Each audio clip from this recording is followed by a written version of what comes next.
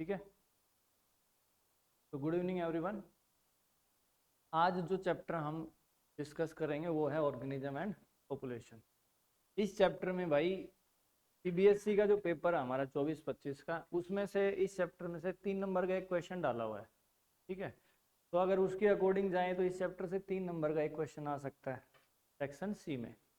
लेकिन ये कोई फिक्स नहीं है कि सीबीएसई 3 नंबर का ही क्वेश्चन इसमें डाले, उसकी मर्जी है, वो थोड़ा बहुत उसमें चेंज कर सकते हैं। ठीक है, तो इस चैप्टर का हम रिवीजन कर लेते हैं ब्रीफली। तो सबसे पहले, जैसा आप जानते हो, ये चैप्टर इकोलॉजी यूनिट का है। तो इकोलॉजी क्या होती है? इकोलॉजी का मतलब ब्रांच है बायोलॉजी की, जिसमें हम ये स्टडी करते हैं कि लिविंग ऑर्गेनिजम्स जो हैं इस धरती के ऊपर, जितने भी जीव हैं, वो आपस में कैसे इंटरेक्ट करते हैं, प्लस उनका उसके फिजिकल एनवायरनमेंट के साथ क्या इंटरेक्शन। फिजिकल एनवायरनमेंट का मतलब वाटर हो गया, टेम्परेचर हो गया, सनलाइट हो गया, तो इकोलॉजी। ठीक है, और जब ये यूनिट शुरू होती है एनसीईआरटी बुक में, तो इस यूनिट के शुरुआत में एक फोटोग्राफ दे रखी है जिनका नाम है रामदेव मिश्रा, जो क्या कहलाते हैं, father of ecology in India. और वर्ल्ड के अंदर फादर ऑफ इकोलॉजी हैं अलेक्जेंडर वॉन हम्बोल्ट। ठीक है, अर्नेस्ट हैकल ने इकोलॉजी टर्म दी थी। ये क्वेश्चन ज़्यादातर आते नहीं है बोर्ड एग्जाम में। रामदेव मिश्रा का नाम पढ़ लेना क्योंकि वो फादर ऑफ इकोलॉजी है। ठीक है, तो इस चैप्टर में जो मेन मुद्दा है हमारा सबसे पहले वो है पॉपुलेशन। पॉपुलेशन क्या होती है? पॉपुलेशन का मतलब total number of individuals of a species. जैसे हमारे इस रूम के उस पार एक हल्का सा जंगल है, तो उस जंगल में इस समय किसी भी स्पीसीज के टोटल इंडिविजुअल्स क्या है इस समय पर, और इस दिए गए ज्योग्राफिकल एरिया में, वो पॉपुलेशन होती है। जैसे अगर हमारे अपने क्लासरूम की माने तो हम टोटल नंबर क्या है, हम एक ही स्पीसीज के हैं, होमो सेपियंस। ऐसे बेसिक्स क्वेश्चंस नहीं आते हैं, आप सब समझते हो पॉपुलेशन क्या होती है। अब जो मेन टॉपिक है यहाँ पे कि पॉपुलेशन के एट्रीब्यूट्स क्या है। एट्रीब्यूट्स का मतलब पॉपुलेशन की खास बात क्या है। इंडिविजुअल की खास बात नहीं होती है, खास बात किसकी होती है? पॉपुलेशन की। तो पॉपुलेशन में क्या होती है? Birth rate. क्या होती है? बर्थ रेट का मतलब क्या है? बर्थ रेट का मतलब होता है कि 1000 इंडिविजुअल्स पर कितने नए इंडिविजुअल्स का जन्म हुआ है किसी भी एक साल में या किसी भी एक पीरियड में। वो क्या होती है? बर्थ रेट होती है, जिसको हिंदी में हम क्या कहते हैं? जन्म दर कहते हैं। कई बार सवाल आ जाता है 1 नंबर में। ठीक है, सवाल क्या आ गया? जैसे मान लीजिए कोई पौंड था, उस पौंड में 20 लोटस के प्लांट थे, और नए लोटस के प्लांट्स कितने हो गए? नए पैदा कितने हुए? 8। टोटल संख्या कितनी हो गई? 28 हो गई। अब ये पूछ लिया what is the birth rate. तो बर्थ रेट क्या बताएंगे भाई आप इसकी? नए इंडिविजुअल्स कितने पैदा हुए, टोटल कितने थे? 20। तो कैसे कैलकुलेट करेंगे? 8/20 कितना आ जाएगा?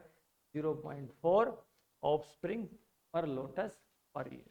ठीक है, समझ में आ गई? कई बार ऐसा क्वेश्चन पूछ, जितने नए पैदा हुए divided by the total number. इसी तरह आपको क्या कैलकुलेट करनी है? इसी तरह आपको कैलकुलेट करनी है डेथ रेट। डेथ रेट का मतलब टोटल नंबर ऑफ डेथ पर 1000 individuals of the population per year. एक साल में 1000 लोगों पर कितनी मौतें हुई, वो क्या कहलाती है? Death rate. सिमिलरली जैसे हम इसको समझें तो हम ये कह रहे हैं कि किसी लेबोरेटरी के अंदर फ्रूट फ्लाई, आप जानते हो फ्रूट फ्लाई क्या होती है? इंपॉर्टेंट है फ्रूट फ्लाई, ड्रोसोफिला मेलानोगास्टर्स। 4 नए इंडिविजुअल्स की क्या हो गई? 4 न्यू इंडिविजुअल्स। टोटल कितने थे? 40। कितने मर गई? 4। तो डेथ रेट क्या हो जाएगी? 4/40। कितनी हो जाएगी?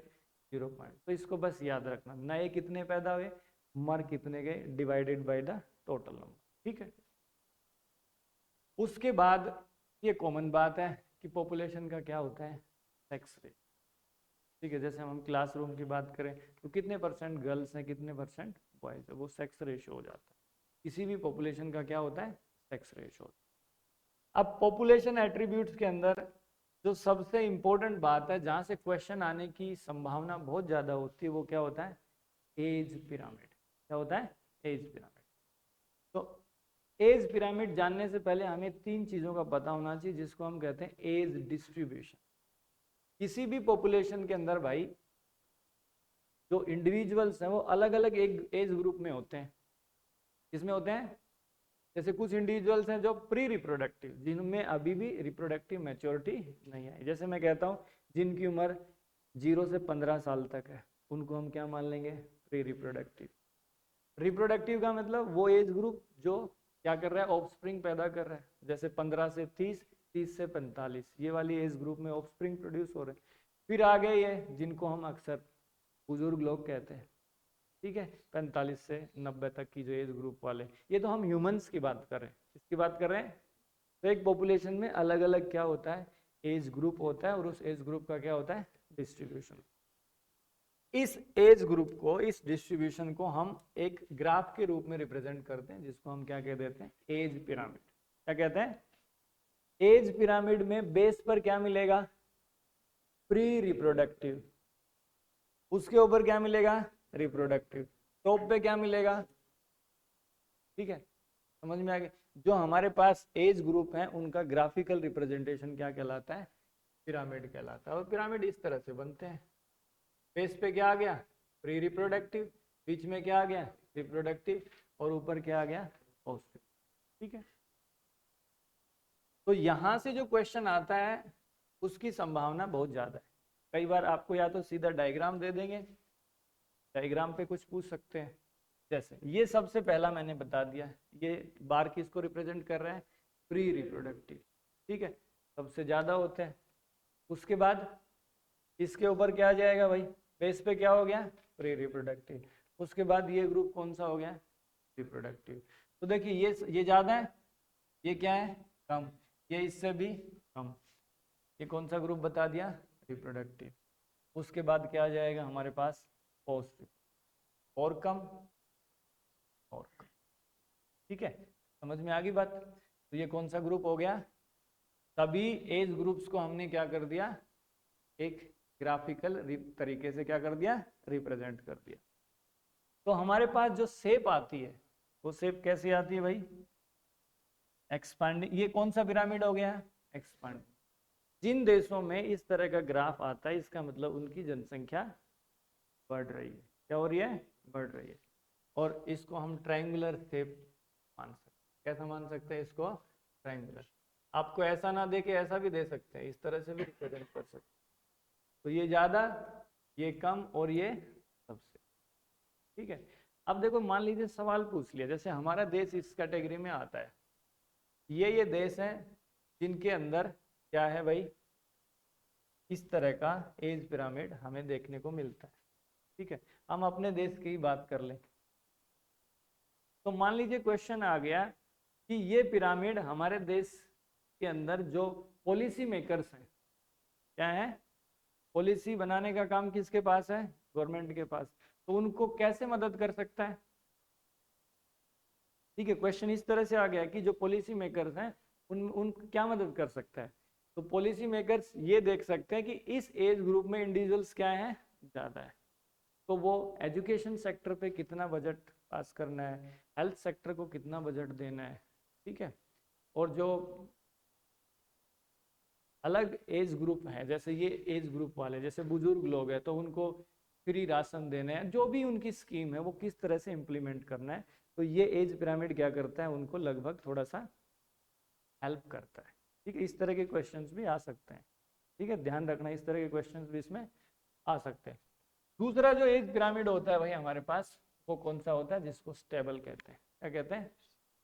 स्टेबल के अंदर क्या होता है? प्री रिप्रोडक्टिव और रिप्रोडक्टिव। कौन से? प्री रिप्रोडक्टिव और रिप्रोडक्टिव। इनकी जो संख्या है वो लगभग लगभग आप देख पा रहे हैं क्या है? सेम नहीं है, बराबर सी है। प्री रिप्रोडक्टिव और रिप्रोडक्टिव की जो संख्या है वो क्या है? लगभग लगभग सिमिलर सी है। क्या है? सिमिलर सी है। लेकिन जो पोस्ट रिप्रोडक्टिव होते हैं वो क्या होते हैं यहाँ पे? पोस्ट रिप्रोडक्टिव का नंबर क्या है यहाँ पे? तो यहाँ पे जब हम इसको क्या करते हैं? डिनोट करते हैं, तो शेप कैसी आती है भाई? Bell shape. कैसी शेप आएगी? Bell shape. ठीक है, तो किन किन देशों के अंदर ऐसी ह्यूमन पॉपुलेशन जहाँ पे स्टेबल एज पिरामिड मिलेगा आपको? कौन कौन से कंट्री है? यूनाइटेड स्टेट्स, डेनमार्क और पोस्ट है। इन देशों में पॉपुलेशन क्या है, ह्यूमन पॉपुलेशन क्या है, स्टेबल। स्टेबल का मतलब, अब यहाँ से क्वेश्चन एक एप्लीकेशन बेस आ सकता है कि स्टेबल का मतलब क्या है, नंबर ऑफ डेथ और नंबर ऑफ बर्थ जो क्या है वो लगभग क्या है, बराबर सी। ठीक है, वो लगभग क्या है, बराबर सी। उसके बाद तीसरे एज पिरामिड पे चलते हैं हम। तीसरा कौन सा है भाई, डिक्लाइनिंग। ये क्या है, प्री रिप्रोडक्टिव। प्री रिप्रोडक्टिव के बाद क्या आ गया, रिप्रोडक्टिव। तो यहाँ आप क्या देख पा रहे हैं, प्री रिप्रोडक्टिव की संख्या क्या है, कम है, और इसकी क्या है, ज्यादा है। ठीक है, और उसके बाद हमारे पास आ गया कौन सा, पोस्ट रिप्रोडक्टिव। पोस्ट रिप्रोडक्टिव की संख्या जो है वो साइजेबल है। साइजेबल का मतलब क्या है, इतनी कम नहीं है, मतलब ना ज्यादा है ना कम है। तो यहाँ पे जो हमारे पास रिप्रेजेंटेशन बनेगी वो कुछ इस तरह की बनेगी। कैसी होती है ये, अर्न से। अर्न शेप होता है, जैसे हमारा मटका होता है ना, पोट होता है, तो पोट बीच में से क्या होता है, वाइड होता है, और टॉप टॉप पे और बॉटम पे क्या होता है, नैरो होता है। इस तरह की शेप इसमें बनती है। तो ऐसा एज पिरामिड आ रहा है, तो इसका मतलब उन देशों की संख्या क्या, उन देशों में जनसंख्या क्या हो रही है, घट रही है, डेक्लाइनिंग। क्या हो रही है, डेक्लाइनिंग। दूसरा नाम क्या होता है इसका, अर्न शेप। ठीक है, कौन कौन से कंट्रीज है जहाँ पे पॉपुलेशन क्या हो रही है, डाउन जा रही है, जापान, सीरिया, जर्मनी एंड। ठीक है भाई, तो इनको एक बार अच्छे से बना के देख लेना, कोई क्वेश्चन इनके ऊपर आ सकता है। ठीक है, ऐसा ना देके वो थोड़ा सा इस एज पिरामिड को मॉडिफाई भी कर सकते हैं। ठीक है, लेकिन आपको अपने दिमाग से देखना है कि प्री रिप्रोडक्टिव ज़्यादा है या रिप्रोडक्टिव की संख्या क्या है, पोस्ट रिप्रोडक्टिव की क्या है, उसके हिसाब से आपको इस क्वेश्चन को आंसर करना है। अब आगे बढ़ते हैं। आगे क्या है हमारे पास, किसी भी जगह पे जो पॉपुलेशन है उसकी साइज है वो ये बताती है कि यहाँ की हैबिटेट्स क्या हैं, अच्छी है या अच्छी नहीं है, यहाँ के जो ऑर्गेनिजम्स हैं उनके सर्वाइवल के लिए अच्छी हैं या सर्वाइवल के लिए अच्छी। तो पॉपुलेशन साइज, जिसको हम क्या कहते हैं टेक्निकली, पॉपुलेशन डेंसिटी कहते हैं। क्या कहते हैं, पॉपुलेशन डेंसिटी। और पॉपुलेशन डेंसिटी क्या होती है, n/s। n क्या होता है, नंबर ऑफ इंडिविजुअल्स। s क्या होता है, स्पेस। एक दिए गए एरिया में कितने इंडिविजुअल्स हैं किसी भी स्पीसीज के, वो वहां की क्या बताती है, पॉपुलेशन डेंसिटी। वैसे तो हम उसको जनरल भाषा में क्या कहते हैं, पॉपुलेशन साइज, लेकिन टेक्निकल भाषा में क्या कहलाती है वो, पॉपुलेशन डेंसिटी। ठीक है, तो जैसे किसी भी हैबिटेट में चले जाइए आप, कहीं तो किसी ऑर्गेनिज्म की पॉपुलेशन क्या मिलेगी, कम मिलेगी, और कहीं पे क्या मिलेगी, बहुत ज्यादा। जैसे फॉर एग्जांपल आपके एनसीईआरटी बुक में दिया है, ये साइबेरियन क्रेन्स हैं। क्या है ये, साइबेरिया से चल के भारत में, राजस्थान में कहाँ आती है ये, वो भरतपुर नेशनल पार्क में आती है। भरतपुर जो बर्ड सेंचुरी वहाँ पे आती है। तो अगर मैं कहूँ इन क्रेन्स की संख्या, इन क्रेन्स की संख्या किसी भी समय पर 10 हो सकती है, 10 से कम हो सकती है, 10 से थोड़ी क्या हो सकती है। तो 10 क्रेन का होना, इसका मतलब यहाँ कोई बड़ी पॉपुलेशन तो नहीं है इसकी, यस और नो। तो इसका मतलब हो सकता है यहाँ की हैबिटेट्स इनके सर्वाइवल के लिए बहुत ज़्यादा सुटेबल ना हो। लेकिन अगर हम किसी पॉन्ड के अंदर, इस पॉन्ड के अंदर मैं कहूँ कि जो हमारे पास एल्गी है, एल्गा है, जिसका नाम क्या है, क्लेमाइडोमोनास, उसकी संख्या क्या है यहाँ पर, मिलियंस में है। किसमें है, तो मैं कहूँगा कि यहाँ की हैबिटेट एल्गी के सर्वाइवल के लिए बहुत अच्छी है, और इनके लिए इतनी अच्छी नहीं है। ठीक है, तो पॉपुलेशन साइज ये बताती है कि कहीं पे कंडीशंस क्या है क्या नहीं है। तो जैसा मैंने पिछली स्लाइड में बताया, what is the population density, population density is total number of individual divided by space. अब यहाँ पे बड़ा इंपॉर्टेंट क्वेश्चन बनता है, पॉपुलेशन डेंसिटी निकालने का जो सबसे बेहतरीन तरीका वो है क्या है कि हमें टोटल नंबर पता करने पड़ेंगे किसी भी इंडिविजुअल के। जैसे इस जंगल में हिरन कितने हैं, तो हमें हिरणों की क्या करना पड़ेगा, उनकी टोटल नंबर पता करना पड़ेगा। तो एनसीईआरटी बुक में क्या लिखा हुआ है, total number is generally the most appropriate major of population density. ठीक है, कितनी संख्या में वो ऑर्गेनिज्म वहां पे प्रेजेंट है उसका पता करो, काउंट करो या जो भी करो, डिवाइडेड बाय द एरिया। लेकिन कई कई जगह पे ऐसा होता है कि टोटल नंबर काउंट करना पॉसिबल नहीं है, या कई कई जगह पे क्या होता है कि नंबर एक मीनिंगफुल मेजर नहीं है। क्या नहीं है? जैसे आप साउथ की फिल्मों में देखते हो, हीरो तो एक है और उसको मारने वाले 200 विलेन्स आ जाते हैं, लेकिन एक अकेला आदमी 200 को मार देता है। तो वहां पे बताओ नंबर मीनिंगफुल हुआ या उस हीरो की जो ताकत है वो मीनिंगफुल हुई? समझ रहे आप? मतलब एक एनालॉजी के तरीके से मैं आपको बता रहा हूँ। तो कई बार क्या होता है कि कुछ ऐसे केसेस होती हैं जहां पे नंबर क्या होता है, मीनिंगलेस होता है। क्या होता है? या इंडिविजुअल्स की संख्या काउंट करना ही बड़ा मुश्किल काम है। क्या है? मुश्किल काम। तो देखो क्वेश्चन कैसा आता है यहाँ पे, ये क्वेश्चन आता है यहाँ पे, क्वेश्चन इस तरह से आएगा और ये क्वेश्चन इंपॉर्टेंट भी है। क्या क्वेश्चन बनेगा यहाँ पे?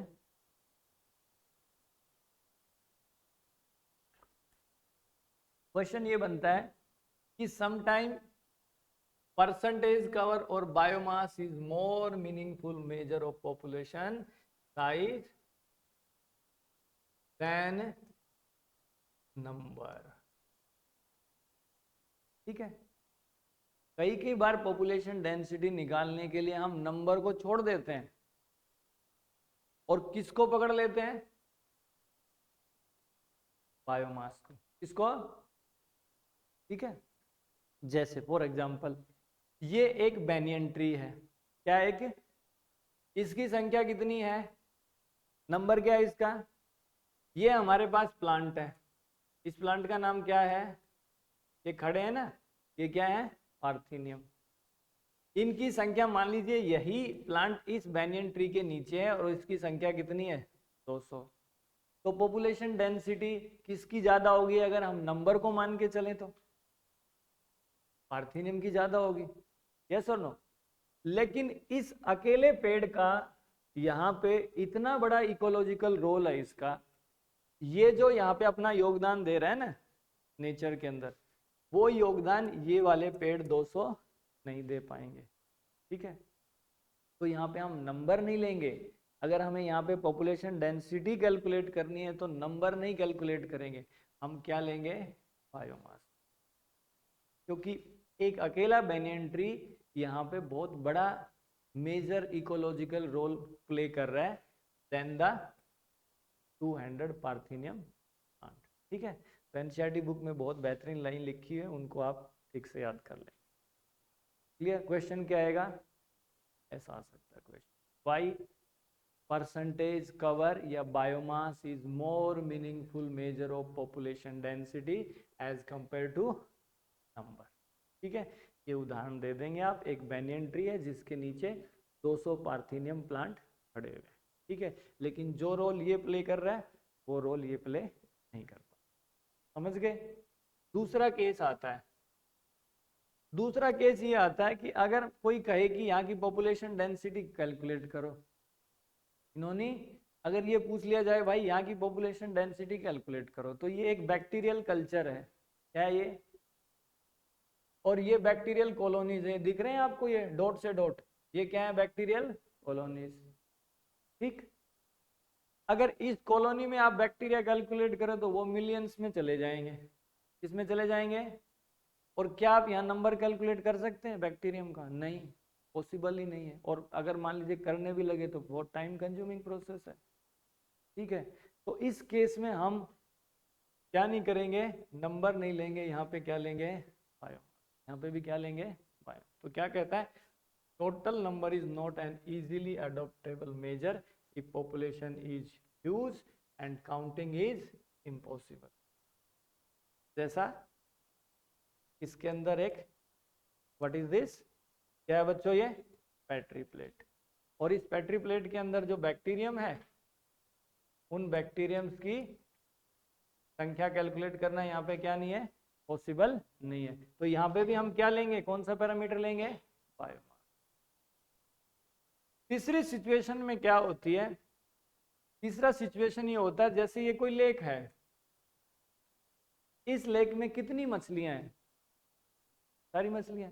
तो हम सभी मछलियों को पकड़ के थोड़ी काउंट करेंगे, इसका पूरा पानी खाली कर देंगे फिर जाके मछलियों की संख्या कर, नहीं ऐसा नहीं कर सकते। यहाँ पे क्या होता है कि एक टर्म होती है जिसको हम कहते हैं एब्सोल्यूट पॉपुलेशन डेंसिटी, और एक टर्म होती है जिसको हम कहते हैं रिलेटिव डेंसिटी। एब्सोल्यूट का मतलब एग्जैक्टली, एब्सोल्यूट का मतलब, अब यहाँ पे एग्जैक्टली कितनी मछलियां वो काउंट नहीं करेंगे हम यहाँ पे क्या कर लेंगे, इन मछलियों की रिलेटिव डेंसिटी निकाल लेंगे। क्या करेंगे हम, एक जाल फैलाएंगे। क्या फैलाएंगे, जाल, और उस जाल के अंदर कितनी मछलियां फंस गई हैं, कितनी मछलियां उस जाल के अंदर ट्रैप हो गई है। ठीक है, तो एक जाल अगर हमने फैलाया, एक प्रॉपर साइज का जाल अगर हमने उस पॉन्ड के अंदर फैलाया, उस जाल के अंदर, उस नेट के अंदर, फिश नेट के अंदर how many fish were caught, उसके आधार पर हम उस पूरे पॉन्ड के अंदर कितनी फिश हैं उनकी क्या निकाल पाएंगे, रिलेटिव डेंसिटी। एग्जैक्टली नहीं बता पाएंगे कि भाई इसमें इतनी मछलियां, हाँ रिलेटिव नंबर वहां पे आ जाएगा। ठीक है, तो ये कौन सा केस हो गया, केस नंबर, कि जहां पे एब्सोल्यूट पॉपुलेशन डेंसिटी निकालना मुश्किल हो वहां पे क्या यूज करेंगे हम, रिलेटिव डेंसिटी। एग्जांपल क्या बता देंगे, number of fish caught per trap is enough measure of its population density in the, ठीक है। पहला केस बेनियन ट्री वाला, दूसरा केस बैक्टीरियल कल्चर वाला, तीसरा केस पॉन्ड के अंदर, लेक के अंदर फिश कितनी है। चौथा केस क्या होता है, यहां से क्वेश्चन आ सकता है।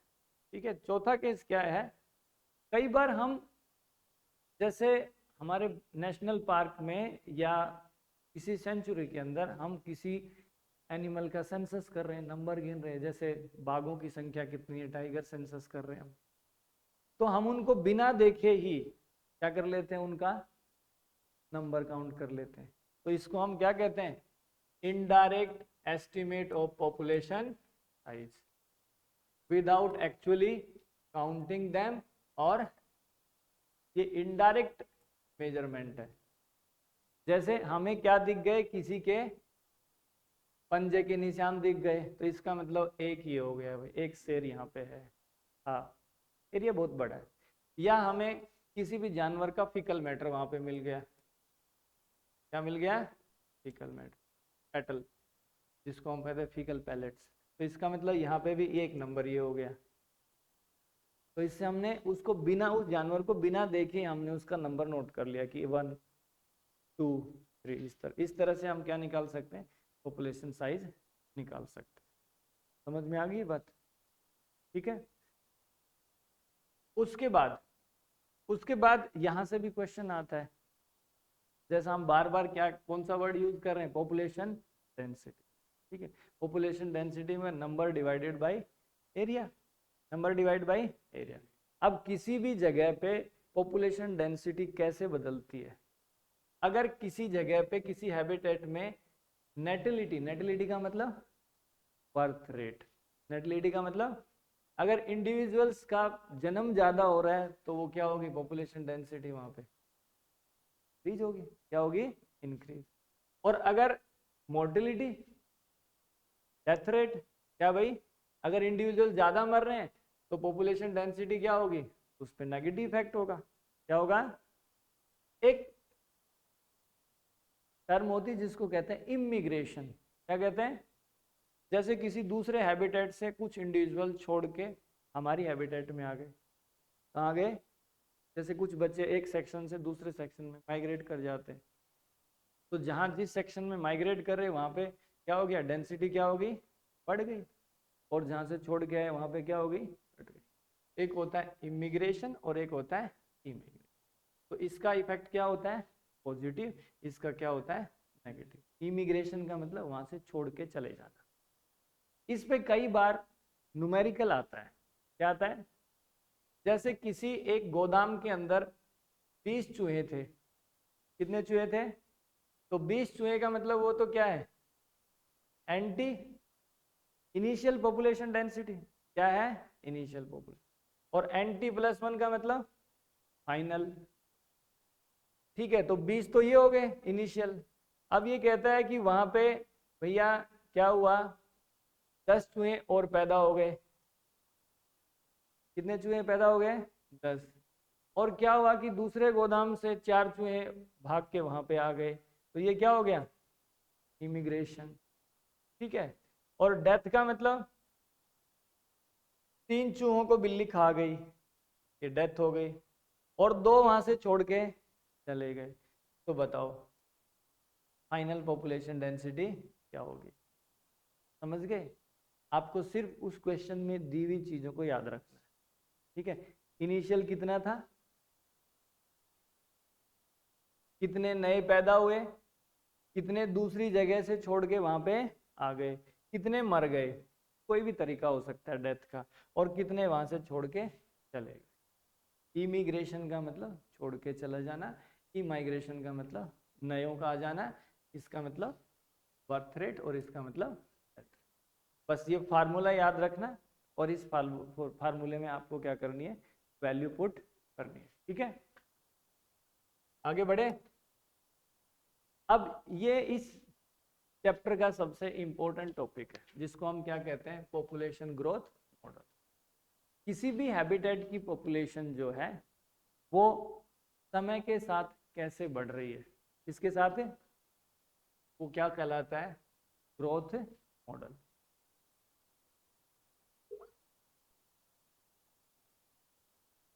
तो देखो भाई,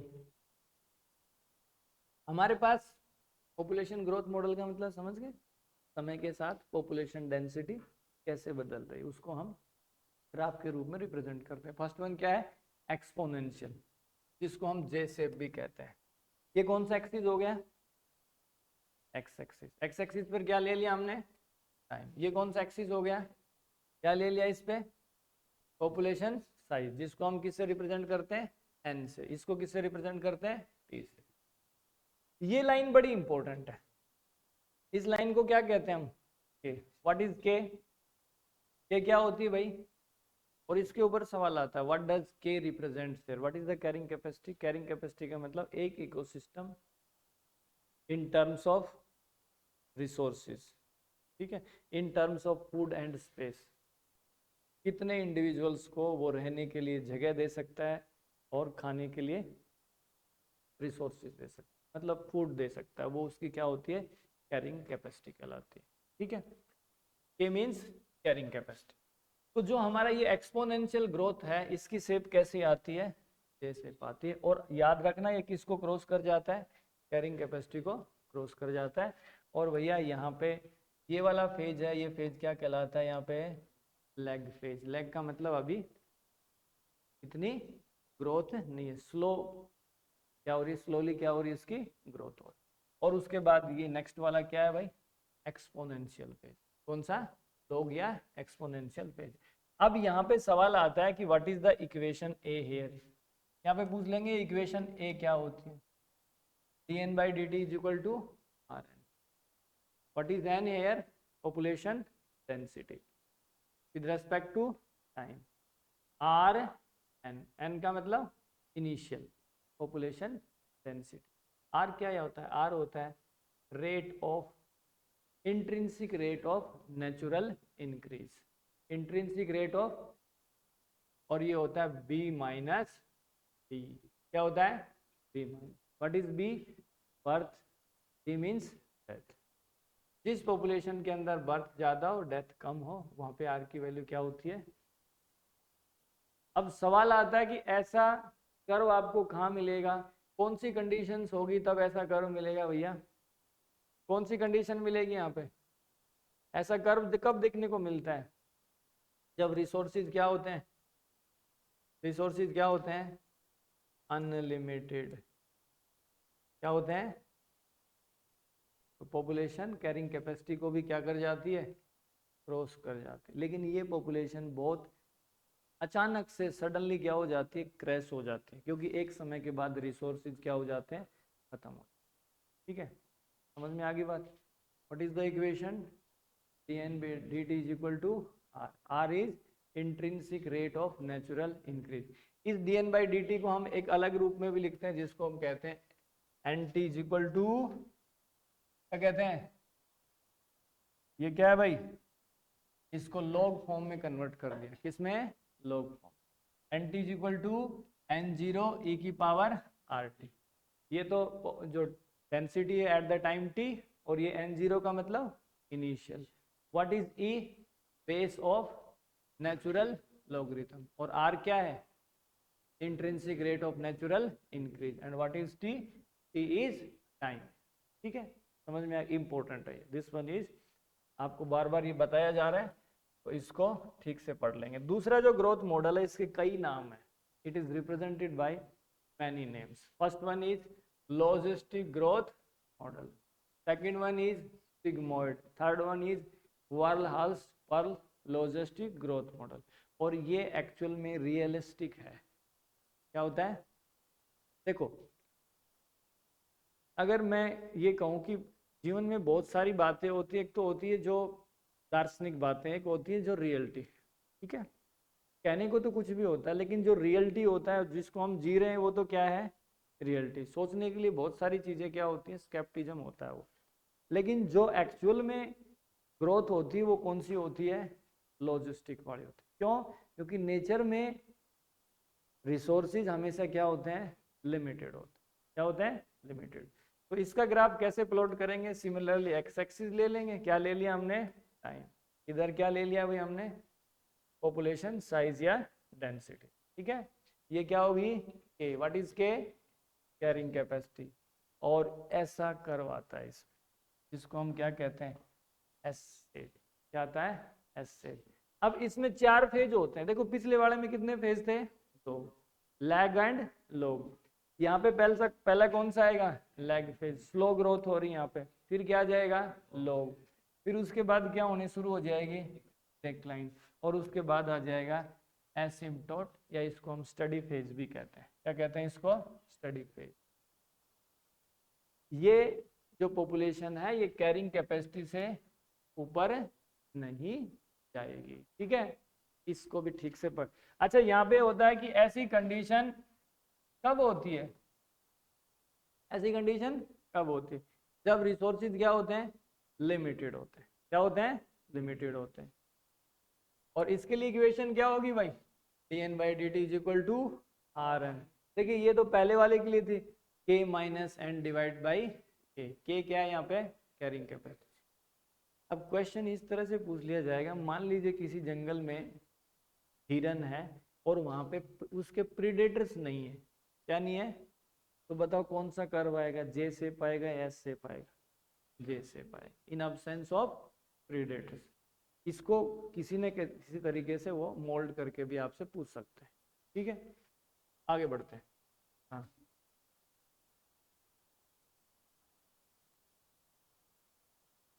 कौन से में,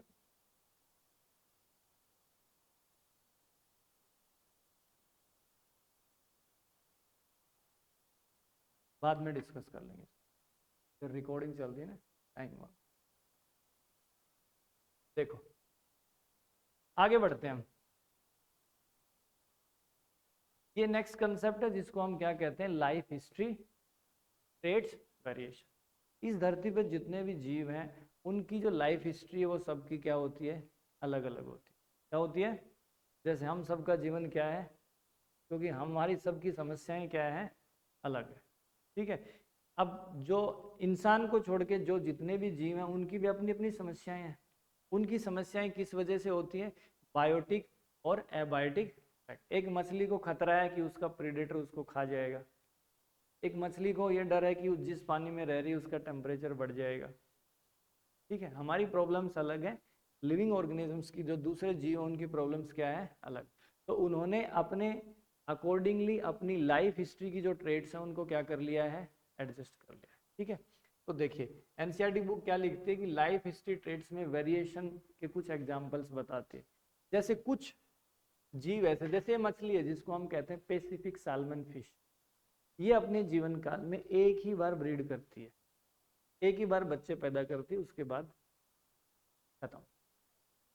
ठीक है, दूसरा ये पेड़ है जिसको बैम्बू, बांस का पेड़, बांस के पेड़ के अंदर एक ही बार फूल लगते हैं, फर्टिलाइजेशन होता है, सीड बनते, बांस का पेड़ क्या हो जाता है, bamboo tree is gone, they breed only once in their life time. जबकि दूसरे ऑर्गेनिजम्स की, जैसे मैं बर्ड्स की बात करूं, किसकी बात करूं भाई, बर्ड्स और मैमल्स, तो ये आप देखते हैं कि हर सीजन में क्या करते हैं, ब्रीड करते हैं, नेक्स्ट सीजन में फिर अंडे देंगे, बच्चे पैदा करेंगे। तो इनमें ब्रीडिंग क्या हो रही है, कंटिन्यूस है, इनमें ब्रीडिंग क्या है, एक ही बार, क्योंकि इनके जो कंस्ट्रेंट्स है, इनकी जो प्रॉब्लम्स है वो अलग है, और इनकी प्रॉब्लम्स क्या है, ठीक है। उसके बाद अगर मैं बात करूं क्लच साइज की, जैसे कुछ ऑर्गेनिजम्स है, ये मछली है, पैलेजिक फिश। पैलेजिक फिश क्या होती है, जो ना तो बॉटम पे पाई जाती है ना किनारे पे पाई जाती है, पानी के बीच में रहती है, उनको कहते हैं पैलेजिक फिश। ये मछली जो है बहुत ज्यादा ऑफस्प्रिंग प्रोड्यूस करती है, क्या करती है, बहुत ज्यादा बच्चे पैदा करती है, और वो भी छोटे छोटे साइज के, ठीक है। इसी तरह हमारे पास क्या है, ये पर्ल ऑयस्टर, ये भी क्या करता है, बहुत ज्यादा ऑफस्प्रिंग प्रोड्यूस करता है, लेकिन साइज क्या होती है, छोटी होती है, ठीक है। अगर मैं बात करूं बर्ड्स और मैमल्स की, जैसे मैं एलिफेंट की बात करूं, तो एलिफेंट तो एक बच्चा पैदा करता है, वो भी बहुत समय के अंदर। तो इसकी जो कंस्ट्रेंट्स हैं वो अलग है, इसकी कंस्ट्रेंट क्या है, अलग। इन्होंने अपने आप को इवोल्यूशनरी ट्रेंड्स के हिसाब से क्या कर लिया है, चेंज कर लिया है। तो ये बात आपको याद रखनी है। तो जैसा मैंने पीछे बताया कि कारण क्या है, लाइफ हिस्ट्री ट्रेड्स के अंदर वेरिएशन का कारण क्या है, कि जो कंस्ट्रेंट होती है ना, कंस्ट्रेंट का मतलब होता है पॉपुलेशन के अंदर चेक्स होते हैं, क्या होते हैं, चेक्स होते हैं, और वो चेक क्या होते हैं, बायोटिक और एबायोटिक कंपाउंड, कि कोई भी पॉपुलेशन ने जो स्ट्रेटेजी अपनाई है वो किस कारण से है, या तो बायोटिक या एबायोटिक।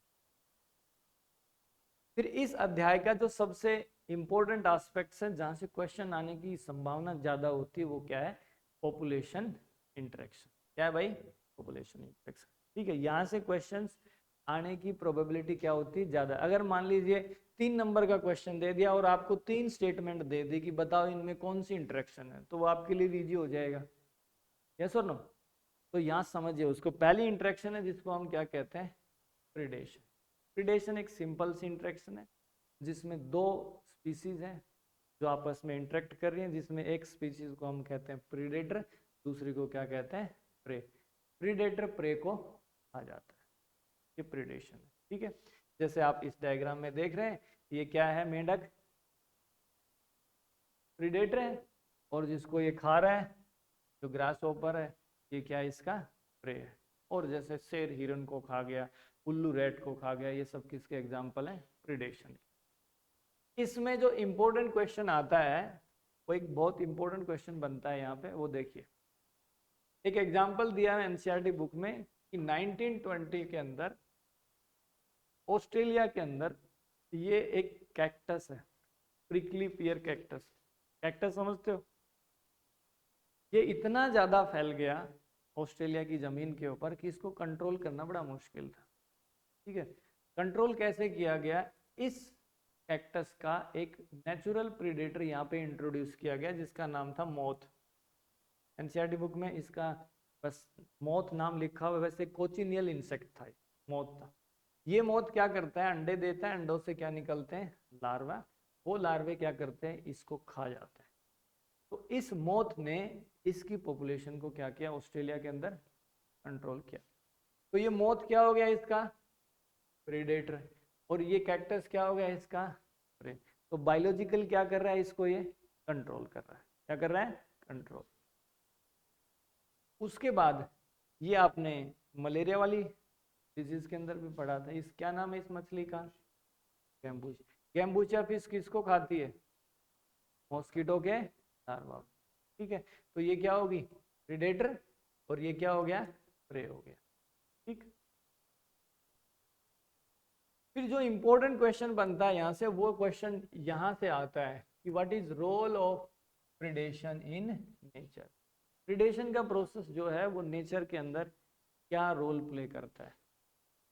जैसे कई बार ये होता है ना कि हम किसी फूड चेन में से किसको निकाल दें, प्रिडेटर्स को निकाल दें, तो क्या होगा, उससे जो पीछे वाली ट्रॉपिक लेवल है उसके अंदर इंडिविजुअल्स की संख्या क्या हो जाएगी, बट तो प्रिडेशन क्या करता है, सबसे इट रेगुलेट प्रे, प्रे की पॉपुलेशन को किस में रखता है, ये कंट्रोल में रखता है। ठीक है, जैसे सुभाष जी तुम्हारे सारे हॉस्टल वालों को कंट्रोल में रखते हैं, तो इसी तरह प्रीडेटर क्या करता है, प्रे की पॉपुलेशन को कंट्रोल में रखता है। दूसरा क्या है, biological control of agriculture pest. खेती बाड़ी में खेतों के अंदर जितने भी पेस्ट हैं, कीड़े मकोड़े, जो भी इंसेक्ट या रैट या रोडेंट्स जो भी है, उनकी पॉपुलेशन को कंट्रोल करने में भी किसका रोल होता है भाई, प्रीडेटर। किसका, जैसे किसी एग्रीकल्चर फील्ड में बहुत ज़्यादा चूहे हैं, तो चूहों को कौन खाता है, या तो सांप खाएगा, या ईगल है, या कोई दूसरा प्रीडेटरी बर्ड है। ठीक है, तो पेस्ट की संख्या को कंट्रोल करने में भी क्या करते हैं, प्रीडेटर अपना रोल प्ले करते हैं। और ये जो तीसरा पॉइंट है ना, इस पॉइंट पे बड़ा इंपॉर्टेंट क्वेश्चन बनता है कि जो प्रीडेशन का प्रोसेस है वो किसी भी कम्युनिटी के अंदर स्पीसीज की डाइवर्सिटी को मेंटेन रखने में मदद करता है। क्या करता है भाई इशू, किसी भी कम्युनिटी के अंदर स्पीसीज की जो डाइवर्सिटी है, उस स्पीसीज की डाइवर्सिटी को कंट्रोल करने में क्या करता है, बहुत बड़ा योगदान। हाँ, अब सवाल ये आ गया, मान लीजिए क्या सवाल आ गया कि the process of predation helps in maintaining species diversity in a community justify. एक उदाहरण के द्वारा बताइए कि प्रीडेशन स्पीसीज डाइवर्सिटी को क्या करता है, मेंटेन करता है। तो आप क्या बताएंगे, एनसीईआरटी बुक में लिखा हुआ है, ये एरिया है rocky intertidal community of American Pacific coast. America का कोई ये समुद्री तट है, यहाँ पे इंटरटाइडल एरिया होता है, ये एरिया मान लेते हैं हम, या एरिया मान लेते हैं, इंटरटाइडल जोन है। और आप देख पा रहे हैं यहाँ पे चट्टान है, क्या है, चट्टान। इस जगह पे एक स्टारफिश पाई जाती है, और उस स्टारफिश का नाम क्या है, पाइसेस्टर। नाम लिख के देख सकते हैं इसका, क्या नाम है, पाइसेस्टर। ये स्टारफिश यहाँ पे मेन प्रीडेटर है, क्या है, मेन प्रीडेटर है। और इस पाइसेस्टर नाम की स्टारफिश को क्या कर दिया गया, जब एक्सपेरिमेंट किया गया तो सभी पाइसेस्टर को यहाँ से निकाल दिया गया। ठीक है, निकालने के बाद क्या देखा गया कि यहाँ से 10 स्पीसीज इनवर्टिब्रेट्स की क्या हो गई, विलुप्त हो। इस एरिया से 10 स्पीसीज इनवर्टिब्रेट्स की क्या होगी भाई, एक्सटिंक्ट हो गई। क्यों एक्सटिंक्ट हो गई भाई, क्योंकि इन स्पीसीज के अंदर जो कंपटीशन था वो बहुत ज्यादा बढ़ गया। और कंपटीशन क्यों बढ़ गया, क्योंकि ये प्रीडेटर थी। ये जो 10 स्पीसीज थी इनवर्टिब्रेट्स की, इनकी पॉपुलेशन को क्या कर रही थी, कंट्रोल कर, बढ़ने नहीं दे रही। जब बढ़ती थी उनको खा जाती थी, लेकिन जो मेन प्रीडेटर था वो यहाँ से हटा दिया गया, तो वापस में वो कहते हैं ना, सर फोड़ फोड़ के सारे मर गए। तो 10 स्पीसीज क्या हो गए यहाँ से, तो किसके कारण से, मेन प्रीडेटर को यहाँ से रिमूव। तो इसका बड़ा रोल था यहाँ पे, जब तक ये था वहाँ पे स्पीसीज की डाइवर्सिटी क्या थी, मेंटेन थी। जैसे यहाँ से ये गया, 10 स्पीसीज क्या हो गई, एक्सटिंक्ट हो। तो इससे हम कह सकते हैं कि प्रीडेटर्स क्या करते हैं, किसी भी कम्युनिटी में स्पीसीज की डाइवर्सिटी को बनाए रखने में क्या करते हैं, बहुत अहम योगदान। ये एग्जाम्पल आप याद रख लें। आगे बढ़ते हैं, देखो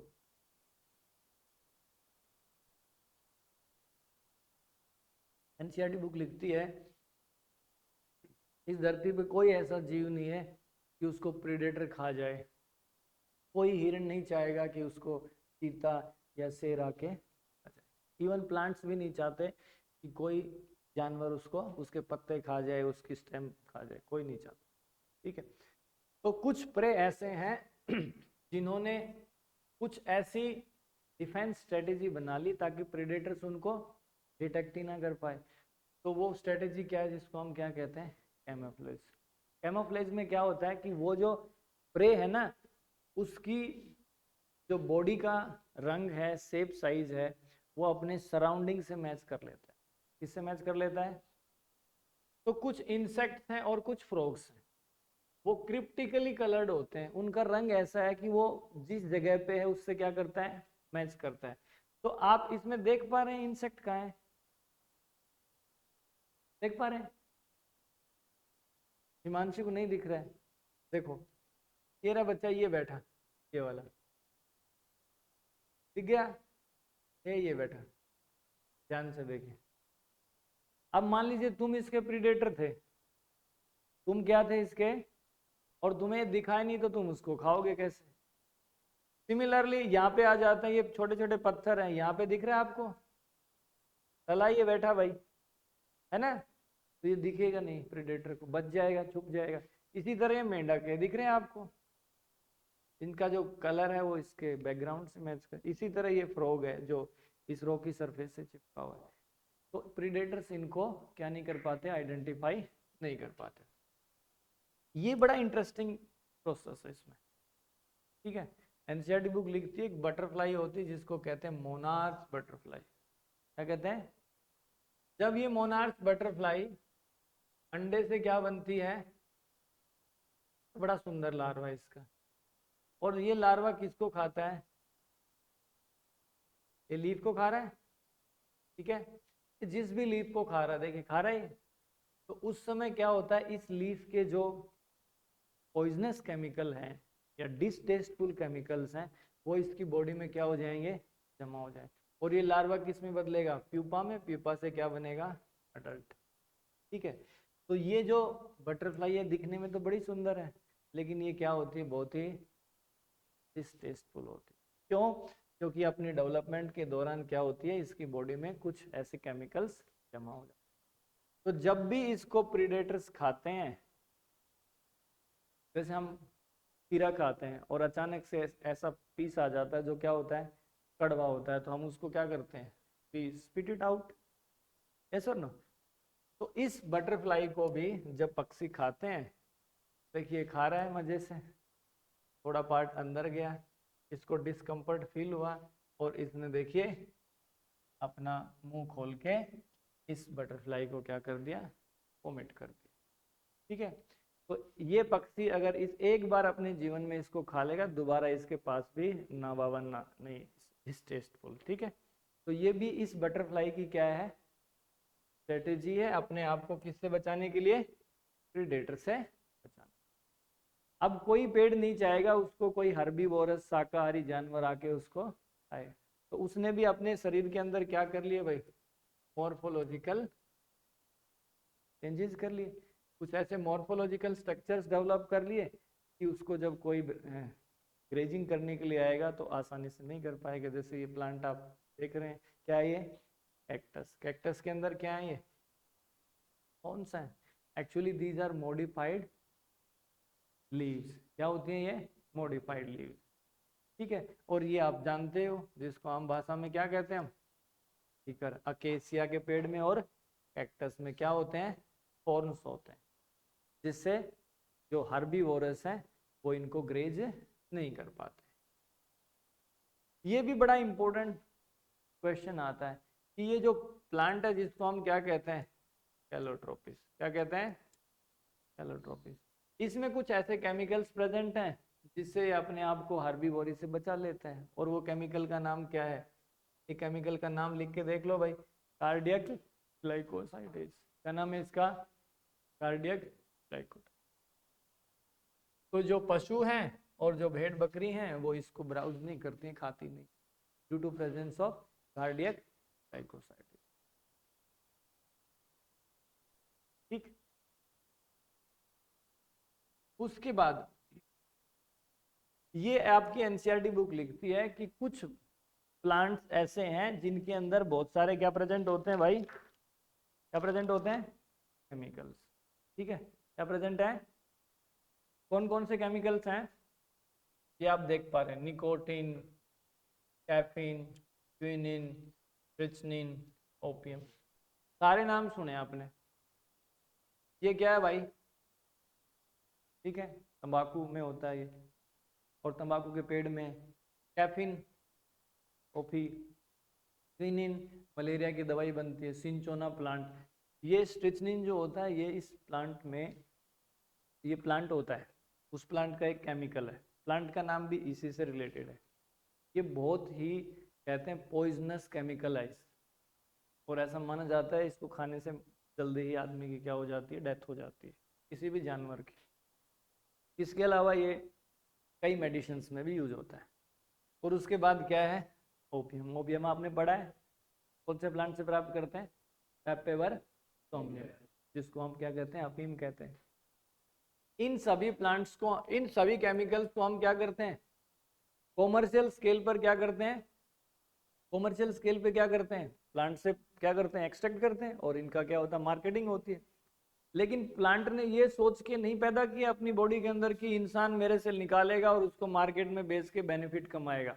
नहीं, प्लांट का मेन मकसद क्या था कि अपने आप को बचाना, हर्बीवोरी से बचाना, जानवर इसको ना खाए। कोई जानवर नहीं खाता इनको, क्योंकि उनके अंदर ये केमिकल्स प्रेजेंट होते हैं। तो कई बार ये केमिकल्स पूछ ले जाते हैं, इनके नाम लिख के देख लें आप, nicotine, caffeine, quinine, strychnine and opium.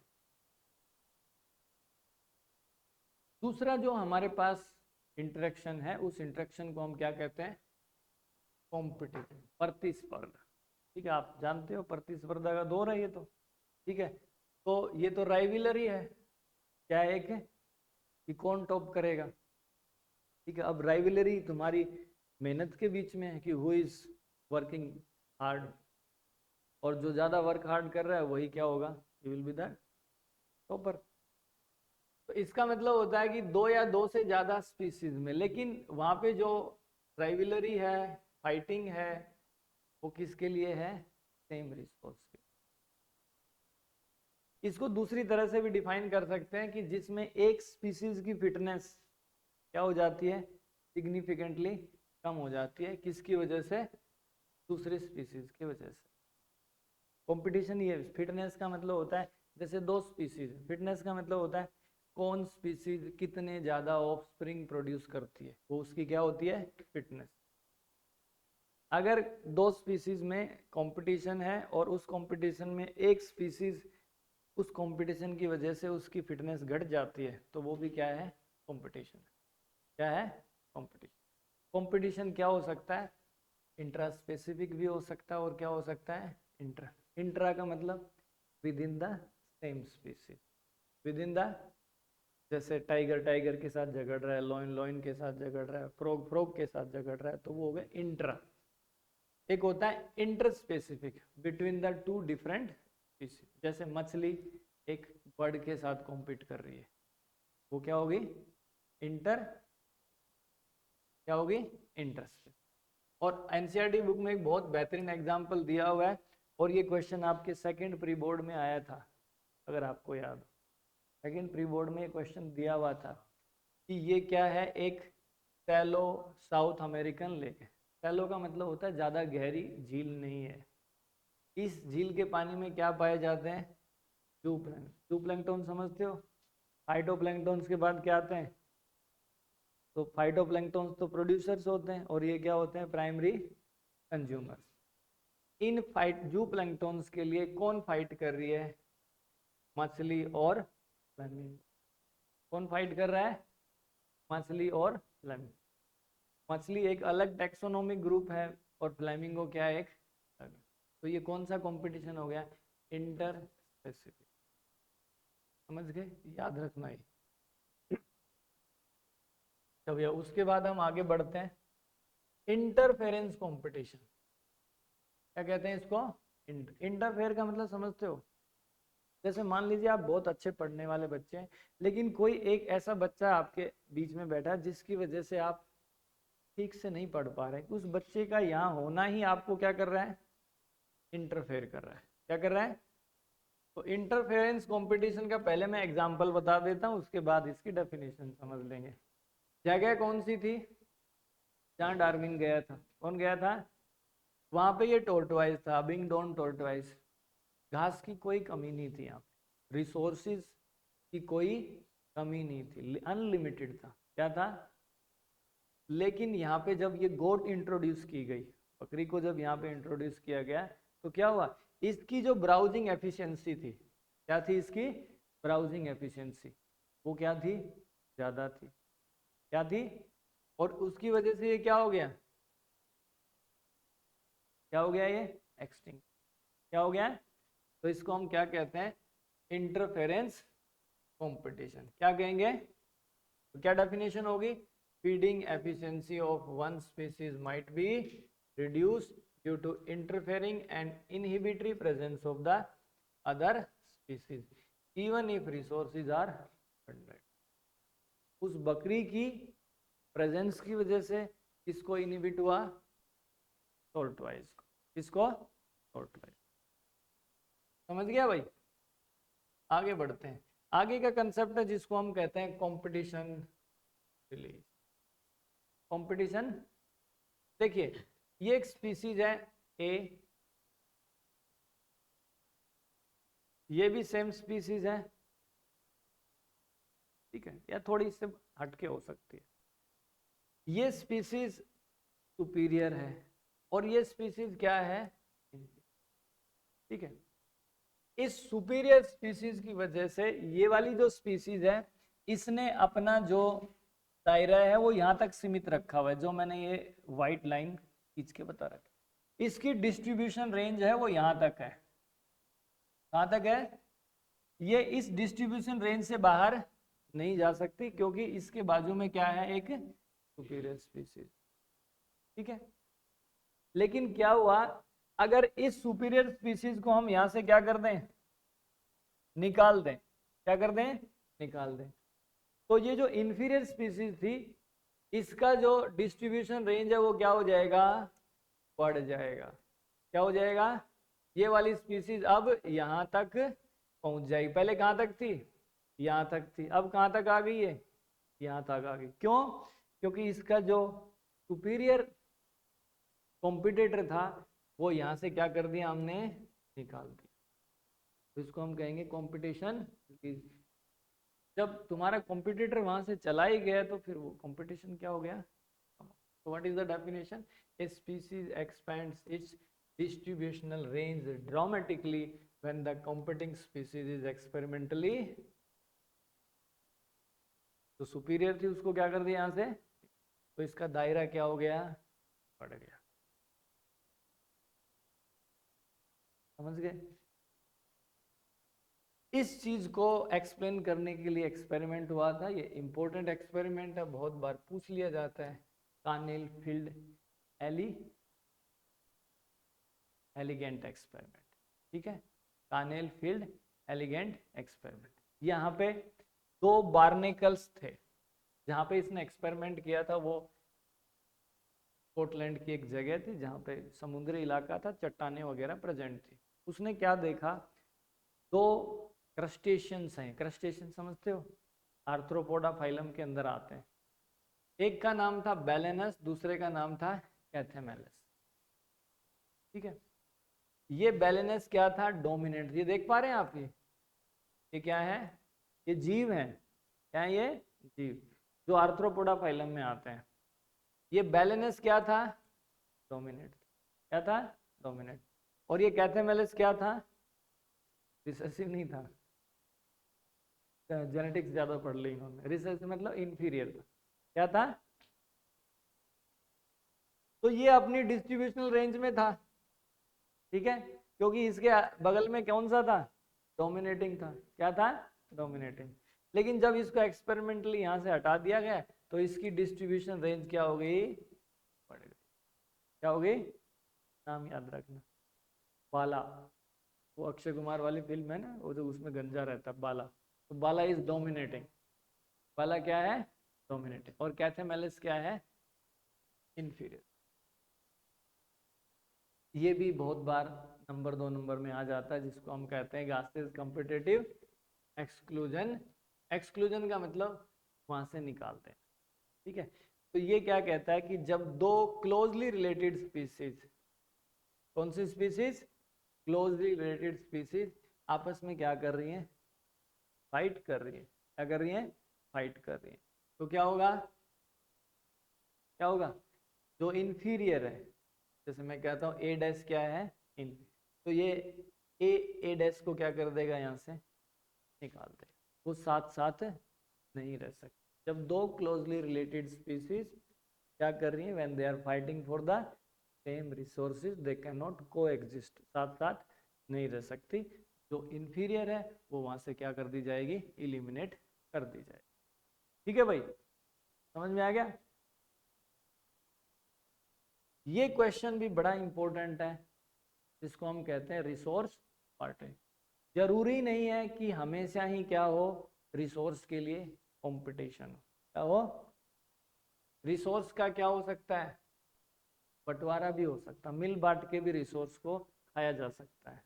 Nature में ऐसा नहीं कि हमेशा ही भाई खून खराबा होता है। नेचर में ऐसे जीव भी हैं जो क्या करते हैं, आपस में रिसोर्स को डिवाइड करके रह सकते हैं। किसने बताया था ये कंसेप्ट, मैकआर्थर। किसने, इसने क्या कहा कि ये जो 5 स्पीसीज हैं वार्बलर बर्ड्स की, कौन से बर्ड की, वार्बलर, वार्बलर, ठीक है, ये एक ही पेड़ पर या एक ही हैबिटेट के ऊपर क्या कर सकती हैं, साथ साथ रह सकती हैं।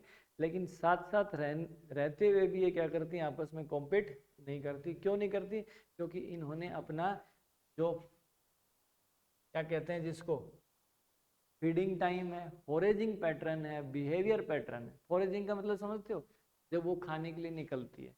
तो आप देख पा रहे हैं, देखो ये वाली वार्बलर इस पेड़ के इस एरिया में अपना बसेरा कर रही है, ये वाली इस जगह पे, ये वाली टॉप पे, ये वाली लगभग यहाँ पे, और ये वाली, तो इनके अंदर क्या नहीं होगा, कंपटीशन, और ये शांति से आपस में पास पास रह सकते। कैसे रहेंगी, इनका जो फॉरेजिंग पैटर्न है, FORAGING, फॉरेजिंग पैटर्न या बिहेवियर पैटर्न या फीडिंग पैटर्न, सबका क्या है, अलग अलग। कौन था इकोलॉजिस्ट, मैकआर्थर। नाम लिख के देख लो एक बार, मैकआर्थर। कंसेप्ट क्या दिया था इसने, रिसोर्स पार्टीशनिंग। ठीक है भाई,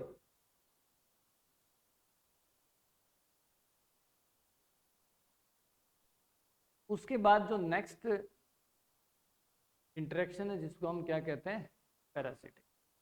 पैरासिटिज्म में 2 स्पीसीज हैं, स्पीसीज ए एंड, एक क्या कहलाती है, पैरासाइट। एक क्या कहलाता है, पैरासाइट का क्या होता है, फायदा। होस्ट का क्या होता है, पैरासाइट सब कुछ किससे लेता है, होस्ट से। ठीक है, तो यहाँ पे क्वेश्चन बहुत बार आता है कि पैरासाइट जो है, जिसको ये पता है कि मुझे अपना कुछ बनाना ही नहीं है, सब कुछ कहाँ से लेना है, होस्ट से लेना है, तो अपनी बॉडी में बहुत सारी क्या ले आता है, अडेप्टेशन आता है। पहली अडेप्टेशन क्या है कि उसके अंदर कोई भी सेंस ऑर्गन लैक होते हैं। सेंस ऑर्गन, आँख नाक कान या जो भी सेंसरी ऑर्गन्स होते हैं वो उसमें, ठीक। दूसरी बात, उसके अंदर डाइजेस्टिव सिस्टम क्यों होना चाहिए, डाइजेस्टिव सिस्टम, जब सब कुछ उसको क्या है, ऑलरेडी डाइजेस्टेड मिल रहा है। क्या मिल रहा है, ठीक है, इंटेस्टाइन में गया, वहाँ पे फूड क्या है, ऑलरेडी क्या है, डाइजेस्टेड है, आसानी से बॉडी के थ्रू क्या कर जाएगा, एब्जॉर्ब कर लिया जाएगा। इनकी रिप्रोडक्टिव कैपेसिटी क्या होती है, बहुत ही हाई होती है, बहुत ज़्यादा ऑफस्प्रिंग प्रोड्यूस करते हैं। और जो इम्पोर्टेंट बात है, इनके अंदर क्या पाए जाते हैं, एडेसिव सकर्स और हुक्स मिलते हैं। जैसे ये आप देख पा रहे हैं, बताओ क्या है ये, कौन सा ऑर्गेनिज्म है ये, टेपवर्म। क्या है ये, जिसको टीनिया सोलियम कहते हैं। क्या कहते हैं भाई, तो इसके अंदर ये देख पा रहे हैं आप, क्या है भाई ये हर्षुल, ये है सकर्स, और ये क्या है इसके अंदर, हुक्स। तो इन सकर्स और हुक्स की मदद से ये बॉडी के जहाँ भी इसका क्या होता है, टारगेट टिश्यू होता है, उसके साथ क्या करता है, जाके अटैच हो जाता है। क्या हो जाता है, अटैच। तो ये अडेप्टेशन पाई जाती है। सेंस ऑर्गन नहीं है, डाइजेस्टिव सिस्टम नहीं है, और क्या मिलेंगे, हुक्स एंड सकर्स मिलेंगे। और बच्चे बहुत ज़्यादा संख्या में क्या करते हैं, ये प्रोड्यूस करते हैं। ये इनकी क्या है, अडेप्टेशन। आगे देखिए, हाँ जी बोलो, कोई डाउट।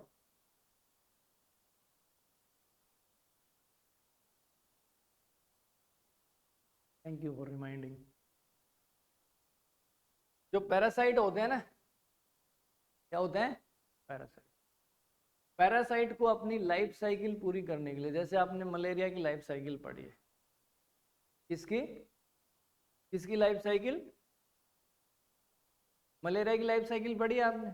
मलेरिया को अपनी लाइफ साइकिल कंप्लीट करने के लिए कितने होस्ट की जरूरत होती है? तो एक तो मस्कीटो, फीमेल एनाफिलिस मॉस्किटो, और दूसरा तो क्या होता है, पानी चाहिए तो आप एक बच्चा जाके ले आ सकते, उधर चले जाइए आप आराम से।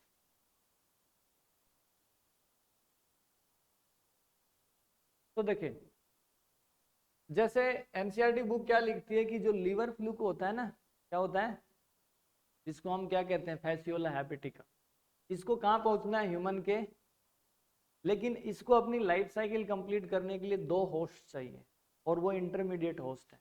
क्या है? एक तो होता है जिसको हम कहते हैं स्नेल, और दूसरी क्या होती है, ठीक है, जबकि इसका मेन होस्ट क्या है, ह्यूमन बीइंग। तो इसको पैरासिटाइज करने के लिए इसकी बॉडी में जाने से पहले ये इन दो इंटरमीडिएट होस्ट की बॉडी से जाएगा, ठीक है। तो इनकी लाइफ साइकिल क्या होती है, पैरासाइट्स की कॉम्प्लेक्स होती है। पैरासाइट दो प्रकार के होते हैं, टू टाइप के होते हैं। वन इज, ये कॉमन सी बात, एक्टो का मतलब शरीर के बाहर, जैसे हमारे सर के ऊपर क्या पाए जाते हैं, क्या कहते हैं इनको, आइस। और ये मछली है, इस मछली के ऊपर एक्टो पैरासाइट है जिनको हम कहते हैं कॉपीपोड्स।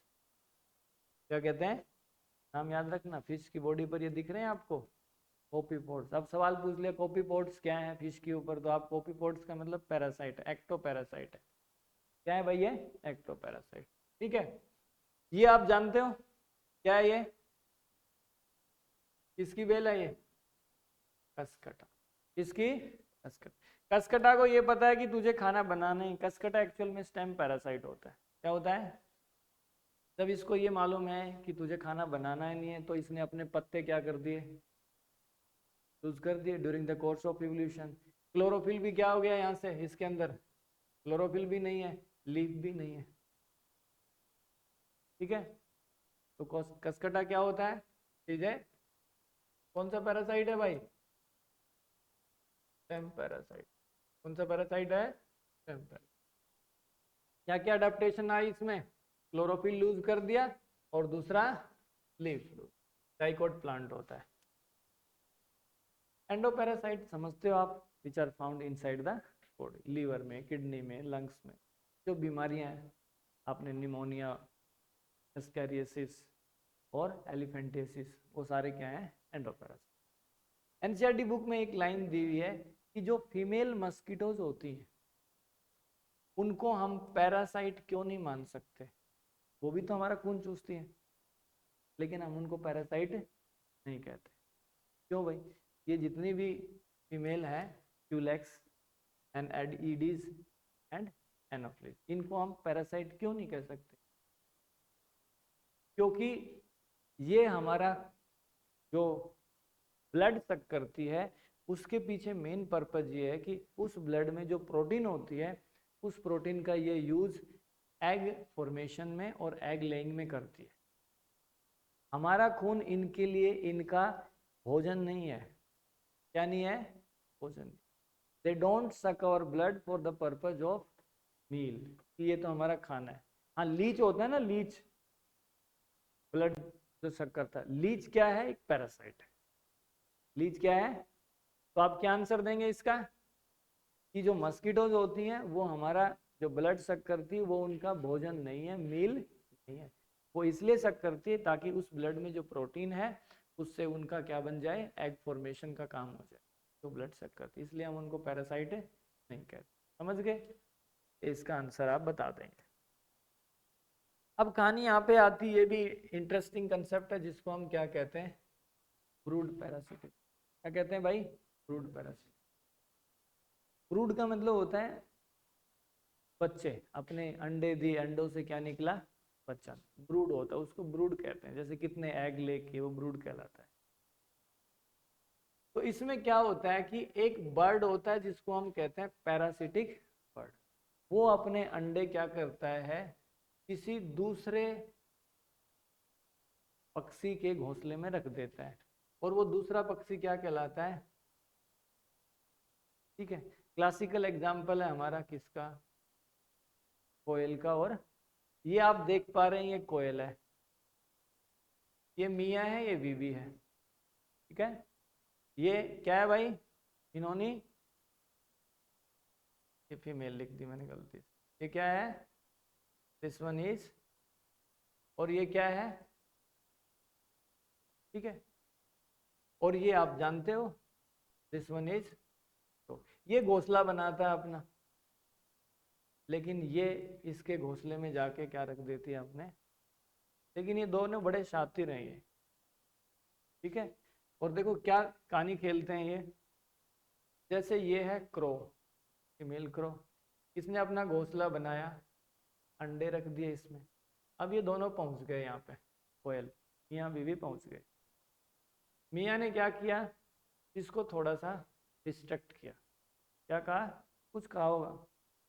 अब ये इसके पीछे हो लेता है, ये इसके पीछे भाग ले कि तेरी हिम्मत कैसे होगी मुझे कुछ कह दिया, उड़ लिया। अब ये फीमेल पीछे से आ जाती, आगे पीछे, इसने क्या किए, जो कौवे के कुछ अंडे थे वो नीचे गिरा दिए और अपने अंडे इसमें रख दिए, समझ रहे हैं, अंडे नीचे गिरा दिए। अब क्या होता है, कौवे के अंडे और कोयल के अंडे दिखने में क्या होते हैं, सिमिलर होते हैं, साइज में भी क्या होते हैं, सिमिलर। ऐसा कोयल ने during the course of evolution ऐसा उसमें क्या अपना कर लिया है, ठीक है। ड्यूरिंग द कोर्स, समय के अनुसार उसने अपने अंडे ऐसे चेंज कर लिए हैं कि वो दिखने में और साइज में कौवे के अंडे के जैसे ही दिखते हैं, ठीक है। तो क्रो क्या करता है भाई, जब इन अंडों से क्या निकलता है, हैचलिंग, तो वो दिखने में भी कैसा होता है, क्रो के जैसा। इनको अपना बच्चा समझ के क्या करता है, फीड करता है, और बाद में जब ये मैच्योर होते हैं तो यहाँ से चल लेते हैं। तो ये क्या हो गया, ब्रूड पैरासिट। समझ में आ गई बात, इन्होंने बात समझ में आ गई। कई बार ये क्वेश्चन आ सकता है ब्रूड पैरासिट के ऊपर। नेक्स्ट जो पॉपुलेशन इंटरेक्शन है वो क्या है, कॉमेंसल। कॉमेंसलिज्म वो इंटरेक्शन है जहाँ पे दो स्पीसीज क्या कर रही हैं, आपस में इंटरेक्ट कर रही हैं, जिसमें एक स्पीसीज का क्या है फायदा और दूसरी स्पीसीज क्या है भाई न्यूट्रल। न्यूट्रल को जीरो लिखते हैं हम, ना फायदा ना नुकसान। एग्जाम्पल देखो, यहाँ एग्जाम्पल बड़े इंपॉर्टेंट है, यहाँ से क्वेश्चन बहुत बार आता है कॉमेंसलिज्म से। कहाँ से, कॉमन। तो ये आम का पेड़ है, इस आम के पेड़ पर ये एक पेड़ क्या है, सिर्फ जगह के लिए उगा हुआ है, इसके लिए, जगह के लिए, और इस पेड़ का नाम क्या है, ऑर्किड। तो जो सिर्फ थोड़ी सी जगह के लिए किसी दूसरे पेड़ पर उग जाते हैं उनको क्या कहते हैं, एपीफाइट। क्या कहते हैं, इसमें आम का कोई फायदा भी नहीं है, कोई नुकसान भी नहीं, फायदा सिर्फ किसका है, एपी। किसका, कौन सी हो गई, कॉमन सेलिज्म, ठीक है, कौन सी हो गई, कॉमन। उसके बाद ये आपके पास वेल क्या है, और आप इस वेल के बैक पे देख पा रहे हैं, हेड पे देख पा रहे हैं, ये क्या है, वही वाला बैलेनस कैथेमेलस, क्या है इसके ऊपर, बार्निकल्स। अब वेल का कोई फायदा भी नहीं है और कोई फायदा किसका है, जब ये वेल मूव करती है तो इनको क्या मिल जाता है, फूड मिल जाता है, पानी क्या मिल जाता है, फूड, ठीक है। कौन सी इंटरेक्शन है, कॉमन सेलिज्म। लिख के देख लिया करो एक आध बार। उसके बाद ये कॉमन सा दृश्य आप लोग देखते हैं, इस दृश्य को कि कैटल्स के बहुत पास पास क्या घूमते रहते हैं, कैटल इग्रेट, बगुला कहते हैं। जब ये चलते हैं तो झाड़ियाँ हिलती हैं, तो उनसे जो इंसेक्ट है वो नीचे गिर जाते हैं, या इनके जो पैर होते हैं उनके अंदर जो क्या होते हैं, पंजे होते हैं, उनसे मिट्टी उखड़ती है, मिट्टी में इंसेक्ट होते हैं, उनको खा लेते हैं। इनका फायदा है, इनका कोई फायदा भी नहीं है और कोई नुकसान नहीं।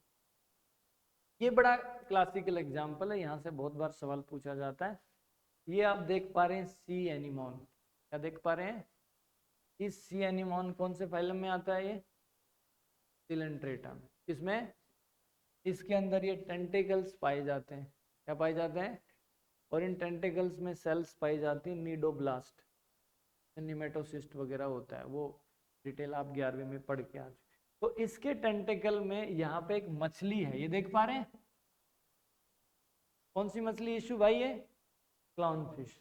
कौन सी, तो ये क्लाउन फिश इसके टेंटिकल्स में अपने आप को क्या कर लेती है, पा लेती है। फायदा किसका है? क्लाउन फिश का। सी एनीमोन का कोई फायदा भी नहीं है कोई। कई बार सी एनीमोन का साइंटिफिक नेम क्या होता है? If I am right it is एडेम्सिया। C anemone का नाम चेंज करके एडेम्सिया भी लिख सकते। कौन सी इंटरेक्शन है भाई ये? फिर आ जाते हैं लास्ट इंटरेक्शन पे, जिसको हम क्या कहते हैं? म्यूचुअलिज्म। क्या कहते हैं?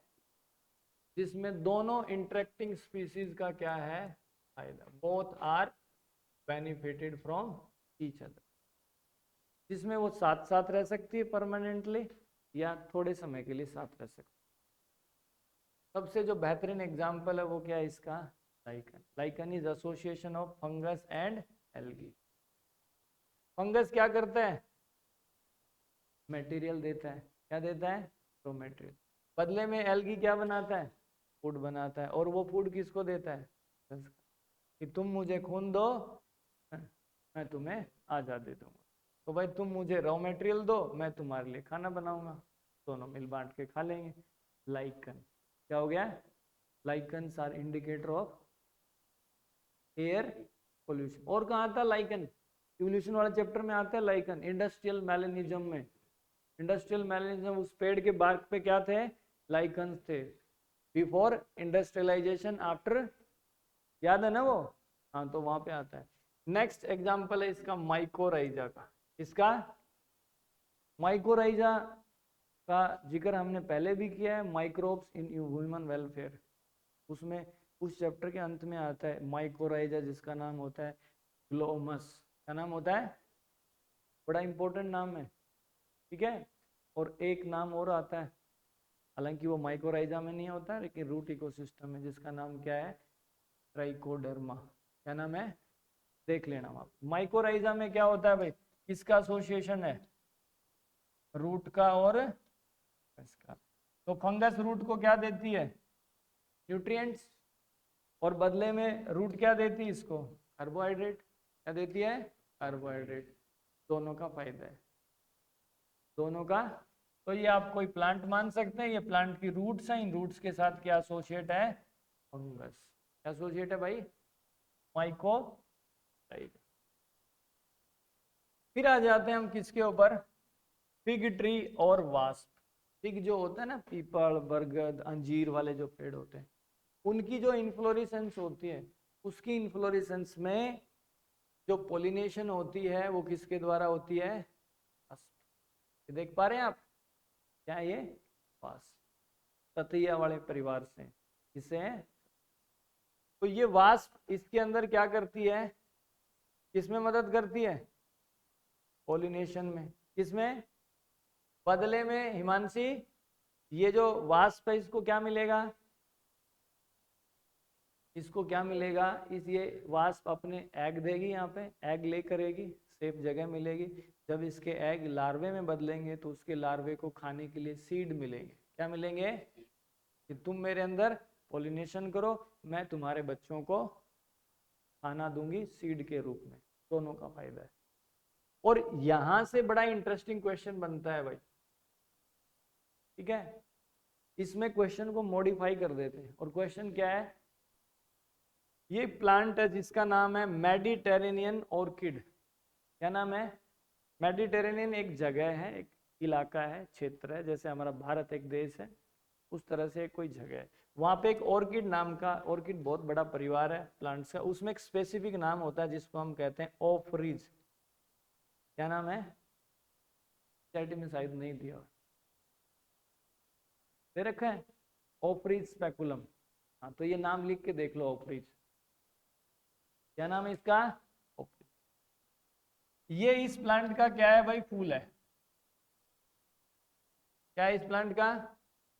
और ये इस प्लांट का जो फूल है उसका एक पेटल है। क्या है ये? पेटल, ठीक है। तो इस प्लांट का जो फ्लावर होता है उसका एक पेटल होता है, वो फीमेल जो बी होती है, क्या होती है? Female B.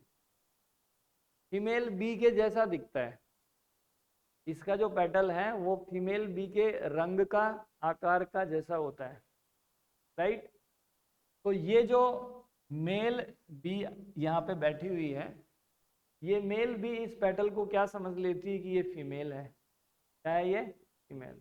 और ये मेल यहाँ पे आके लैंड करता है, और यहाँ पे जो प्रोसेस होता है उसको हम कहते हैं सूडो कॉपुलेशन, फॉल्स मेटिंग जिसको हम कहते हैं। क्या कहते हैं, फॉल्स मेटिंग, ठीक है। फिर क्या होता है, इस मेल बी को ये रियलाइज होता है this is not female, this is a petal.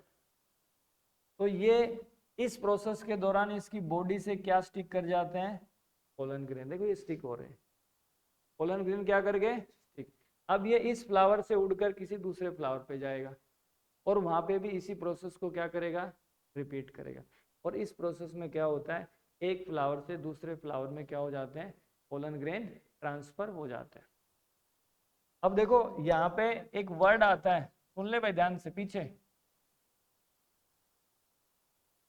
इसमें जो वर्ड यूज किया हुआ है ना कि मेडिटेरेनियन ऑर्किड, जो स्ट्रेटेजी अप्लाई करता है उसको हम कहते हैं सेक्सुअल डिसीट। क्योंकि वर्ड्स का बड़ा खेल है पेपर में भैया, वर्ड्स के ऊपर ही आंसर टिका हुआ है। सेक्सुअल डिसीट मतलब ये एक, डिसीट का मतलब होता है धोखा करता है, क्या करता है, किसके साथ, मेल।